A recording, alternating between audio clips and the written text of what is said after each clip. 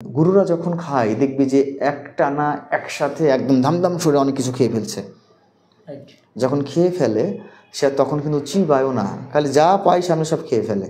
তো আমার কাছে কেন জানি মনে হয় যে এই পড়াশোনা যখন একটা ক্লাসে একটা লেকচার পুরোটা একটা শিক্ষক পড়িয়ে দেয়, তখন ওই স্টুডেন্টরা গুরুদের মতো আসলে শুধু গিলে গিলে নেয়। তো গিলে নেবার পরে গুরু যখন রেস্টে যায় তখন সেগুলো কি একটু একটু বের করে জাবর কাটে, এবং এই জাবর না কাটলে সেটা প্রপার ডাইজেশন হয় না। আমার কোথাও দৃঢ় বিশ্বাস যে স্টুডেন্টের জন্য এই ক্লাসটা ঠিক ওই গুরুদের খাবারের স্টাইলের মতো। সেখানে হয়তো সে ম্যানুয়াল এবং আল্লাহ প্রদত্ত বা এটাই সিস্টেম, সে সেটা খাচ্ছে।